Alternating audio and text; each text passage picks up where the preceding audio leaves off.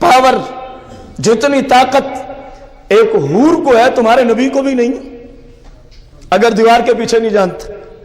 मतलब ये निकलता है कि नहीं निकलता? आप भी माशाअल्लाह अक्लमंद हैं, दानिशवर हैं, समझते हैं गुफ्तगू को। यही मतलब निकला कि ना निकला? बताया जाए जो गैर नबी को, क्योंकि हूर नबी नहीं हो सकती, हूर नबी, जो गैर नबी को फकत नबी के बराबर माने, आपके नजदीक वो मुसलमान है? जरा बुलंद आवाज से। तो जो नबी अलैहिस्सलाम से ज्यादा माने वो कैसे मुसलमान है?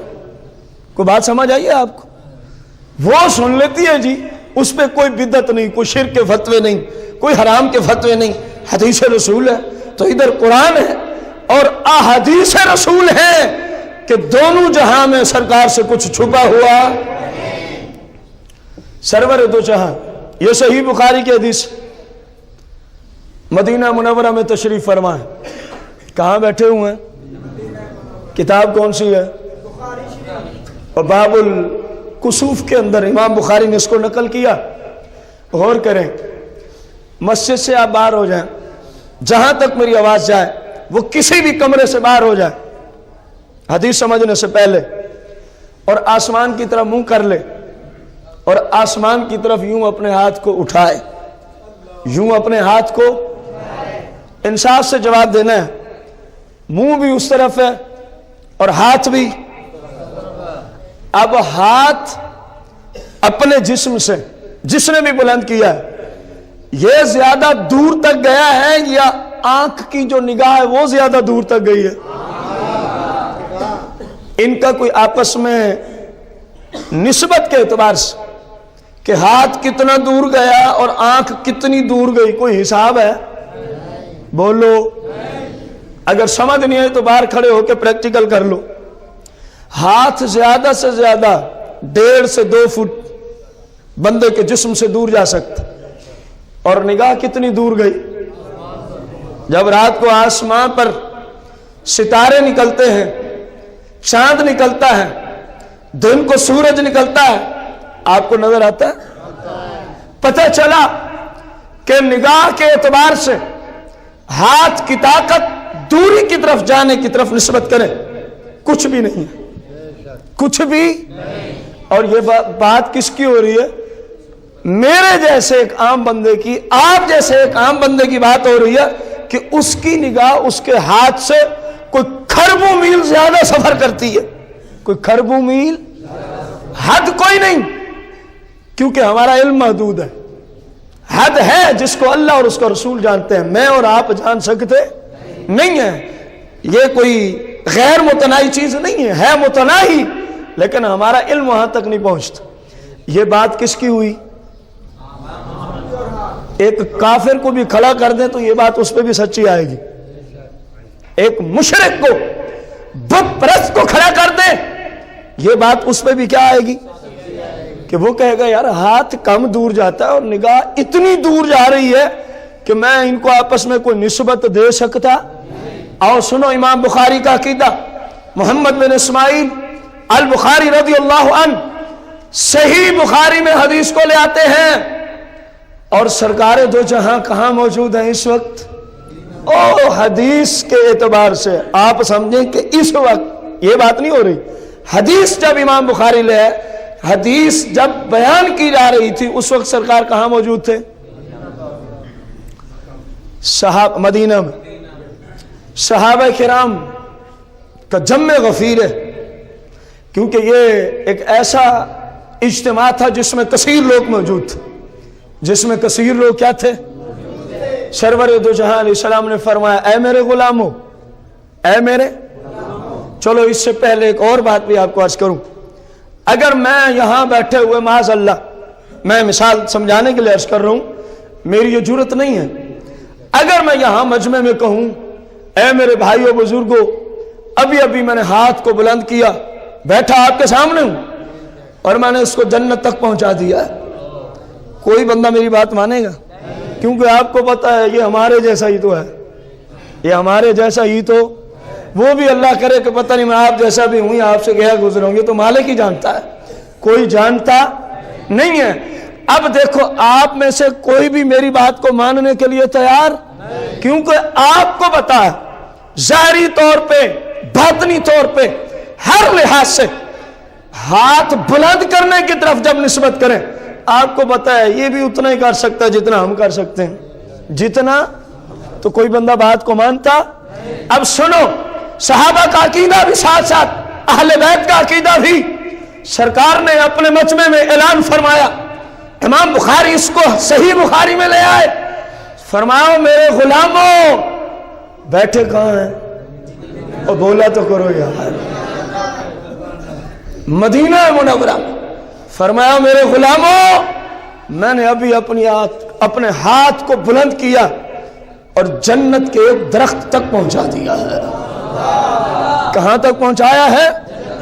فرمایا میں نے ارادہ کیا کہ یہاں سے پھل توڑ لوں، جنت کے درخت سے کیا توڑ لوں؟ پھل، میں نے پھل تک اپنے ہاتھ کو پہنچا دیا، لیکن بس کسی وجہ سے میں نے اس کو توڑا نہیں۔ فرمایا اگر میں توڑ لاتا تو اے غلاموں تم قیامت تک اس پھل کو کھاتے رہتے، وہ پھل کبھی ختم ہونے کا نام نہ لیتا۔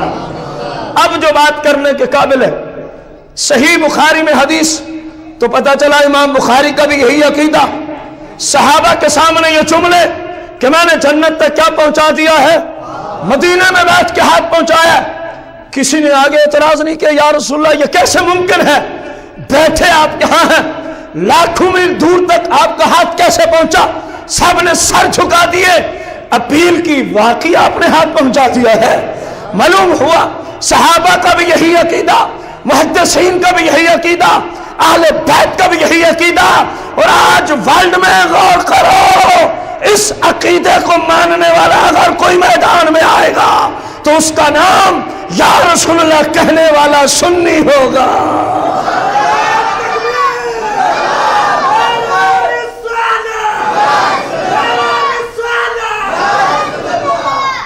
کیا پہنچایا جنت تک؟ وہ پہلی تمہید ذہن میں ہے کہ ہاتھ کتنا دور جاتا ہے اور نگاہ کتنی، سرور دو جہاں علیہ السلام کی نگاہ پہ اعتراض کرنے والوں کان کھول کے سن لو، آج تمہیں موقع ہے، مالک نے کچھ سانسیں تمہیں دے رکھی ہیں، اپنے اس گندے عقیدے گندے مذہب سے توبہ کر لو، ورنہ یاد رکھو جہاں فرعون، قارون اور شداد جیسے لائن پڑے ہوں گے، تمہارے جیسے گستاخوں کو بھی جہنم کے اسی طبقے میں داخل کیا جائے گا۔ آج رسول اللہ کو اس حیثیت سے رسول مانو جس حیثیت کو رسول بنا کے رب تعالیٰ نے آقا کریم کو بھیجا ہے۔ غور کرو، یہ ہاتھ کی طاقت ہے، عام بندے کے ہاتھ کی طاقت بھی میں نے آپ کے سامنے رکھی، جس ہستی کے ہاتھ کی طاقت دوری اور نزدیکی کے اعتبار سے مدینے میں بیٹھ کے جنت تک تو ہاتھ پہنچتا ہے، اب تم ہی بتاؤ ان کی نگاہ کے فیضان کا کیا عالم ہوگا۔ کسی میں ہے جرأت تو میدان میں نکلے اور بتائے ہمیں، ہاتھ کی یہ طاقت ہے تو نگاہ مصطفیٰ کریم کی کتنی پاور ہوگی، وہ کتنی دور تک، زیادہ سے زیادہ ہم تو جنت تک کی واقف کار ہیں نا، اب آگے کا ہمیں تو نہیں پتا کیا ہے۔ یہ تو ہاتھ مبارک کی طاقت ہے کہ وہ مدینہ میں بیٹھ کے جنت تک پہنچا ہے۔ جس محبوب علیہ الصلوۃ والتسلیم کا ہاتھ مدینہ میں بیٹھ کر جنت تک چلا جاتا ہے، کیا خیال ہے مدینہ میں بیٹھ کر اس چھوٹی سی کائنات کے اوپر آپ کا ہاتھ نہیں آ سکتا؟ کتنی بددیانتی سے لوگ کام لیتے ہیں، کس قدر رسول اللہ صلی اللہ علیہ وسلم کی شان کو گرانے میں مختلف انداز سے لوگ گستاخیوں سے کام لیتے ہیں۔ خدا کا نام لو، ایسے گستاخوں سے تعلق چھوڑ دو، ایسے گستاخوں کو دروس حدیث دروس قرآن میں جانا ترک کر دو، ایسے گستاخوں کے جنازے پڑھنا چھوڑ دو، ایسے گستاخوں کے ساتھ رشتہ داریاں تعلق سب ختم کر دو، ورنہ سن لو قیامت کا دن ہوگا، ان گستاخوں کے ساتھ اس کا بھی حشر ہوگا جو کہتا ہے یہ بھی مسلمان ہی ہے۔ اگر وہ مسلمان ہے تو پھر آپ مشرک، کوئی ایک تو مانو۔ آپ کہو کہ رسول اللہ اتنی پاور رکھتے ہیں، اتنی طاقت رکھتے ہیں، آپ کہیں میں بھی مسلمان، دوسرا کہ نہیں جی دیوار کے پیچھے بھی نہیں جانتے، آپ کہیں یہ بھی مسلمان، یہ کوئی انصاف ہے؟ کوئی ایک طرف تو ہوں۔ مذہب عقیدہ اللہ کو درکار نہیں ہے، اللہ کو وہ عقیدہ چاہیے جو ہر اعتبار سے، ہر محفل میں، ہر میدان میں ڈنکے کی چوٹ میں بول کے کہے کہ میں رسول اللہ کو ایسا ہی مانتا ہوں جیسا رب نے بنا کے بھیجا ہے۔ اب غور کرو، اور سرور دو جہاں علیہ الصلاۃ والتسلیم سے کائنات میں کوئی ذرا، میرے سامنے کتاب ہے المدخل شریف، کیا نام ہے؟ المدخل شریف، 727 سنہ ہجری کو یہ مصنف وفات پاتا ہے۔ علامہ ابن حاج 727 سنہ ہجری کو اس کتاب کا مصنف دنیا سے ظاہری طور پہ کیا کرتا ہے؟ قرآن و سنت کی روشنی میں محقق نے المدخل شریف کو لکھا ہے، اور اتنے بڑے عاشق رسول ہیں کہ ہمارے ہاں اس وقت عشق کے میدان میں جس ہستی کا اکثر نام لیا جاتا ہے، اور الحمدللہ وہ اس قابل بھی ہیں، امام اہل سنت مجدد دین و ملت مولانا شاہ امام احمد رضا خان رضی اللہ تعالی عنہ جیسے عشاق بھی جب عشق مصطفیٰ پہ کلام کرتے ہیں تو حوالے کے طور پہ علامہ ابن حاج کو پیش کر دیتے ہیں۔ اتنا بڑا محقق اور عاشق رسول اپنی کتاب میں کیا لکھتا ہے؟ جلد نمبر 1 کے اندر آپ ارشاد فرماتے ہیں، صفحہ 253 ہے، ذرا غور سے سننا، فرمایا ان الزائر یشعر نفسہ بانہ واقف بین یدیہ علیہ الصلاۃ والتسلیم کما ہوا فی حیاتہ۔ فرماؤ زائر مدینہ، کیا فرمایا؟ او مدینے کو جانے والے، پہلے اپنا عقیدہ درست کرنا پھر مدینے کو جانا۔ اگر عقیدہ بد مذہبی اور بد عقیدگی میں لتھڑا ہوا تو مدینے میں جانے کا تجھے کوئی فائدہ نہیں ہے۔ مدینے میں جانا ہے تو پہلے مدینے والے کا غلام بن، پھر مدینے کی طرف سفر کر۔ فرمایا یہ سوچ، یہ اپنا عقیدہ رکھ کہ سرور دو جہاں علیہ الصلاۃ والتسلیم کے سامنے تو جہاں سے بھی چلے، تو جدھر بھی رہتا ہے، اپنے آپ کو سمجھ کہ میں سرکار کے سامنے ہوں، میں سرکار کے۔ فرمایا کیسے؟ کما ہوا فی حیات ہی، جس طرح سرور دو جہاں کی ظاہری حیات میں معاملہ تھا کہ کائنات کا کوئی ذرا چھپا ہوا۔ فرمایا اب بھی یہی عقیدہ رکھنا ہوگا اگر کچھ لینا ہے تو، اگر کچھ لینا ہے۔ کیوں؟ فرمایا اذ لا فرق بین موتہ و حیاتہ، کیونکہ سرور دو جہاں علیہ السلام یا کسی بھی نبی علیہ السلام کے ظاہری طور پہ پردہ فرمانے اور اس سے پہلی کی زندگی میں کوئی فرق نہیں ہے۔ شرن کوئی فرق، جس طرح پہلے اسی طرح بعد میں۔ اب پھر مزید فرماتے ہیں رسول اللہ کا مشاہدہ کہاں تک ہے، سرور دو جہاں علیہ السلام کا فیضان نگاہ کہاں تک ہے؟ فرمایا سنو، فی مشاہداتہ لامتہ ومعرفتہ باحوالہم ونیاتہم وعزائمہم وخواطرہم ذالک عندہ جلی لا خفا۔ کتنا بڑا عقیدہ بیان کر دیا علامہ ابن حاج نے، غور کرو۔ فرماؤ کائنات میں رہنے والوں اور اس چھوٹی سی دنیا میں بسنے والوں، مصطفیٰ کریم علیہ السلام کے مشاہدے کی بات کر رہے ہیں۔ فرمایا سن لو، سرور دو جہاں پوری کائنات کو ملاحظہ فرما رہے ہیں۔ یہ پہلا جملہ ہے۔ دوسرا جملہ وَمَعْرِفَتِهِ بِأَحْوَالِهِمْ، ان کا کوئی بھی حال ہو، وہ کسی بھی حالت میں ہوں، سرور دو جہاں سے چھپے ہوئے نہیں ہیں۔ سرور دو جہاں ان کی ہر حالت کو دیکھتے ہیں۔ اگلی بات غور سے سننا، چلو آپ کا ظاہر مجھے بھی نظر آ گیا، جو میرے سامنے ہے، جو میرے سامنے ہے۔ اب جو بات آ رہی ہے اس پہ غور کرنا۔ اس سے پہلے میں آپ سے ایک سوال کرنے لگا ہوں،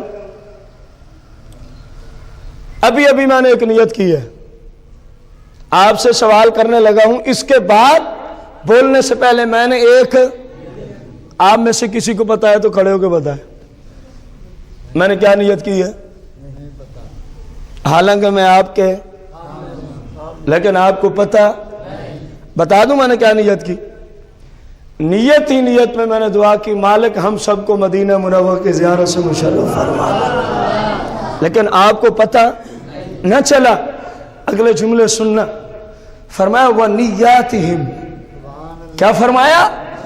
مدینے جانا ہے تو پہلے عقیدہ سنیوں جیسا رکھ، پھر مدینہ جانے کا کوئی فائدہ ہے، ورنہ لعنت تو برس سکتی ہے، رحمت کا کبھی تصور ہی نہیں ہو سکتا۔ فرمایا وَنِيَّاتِهِمْ، پورے جہاں میں جہاں کہیں کوئی رہتا ہے، فرمایا سرور دو جہاں تو اس کی نیت کو بھی جانتے ہیں۔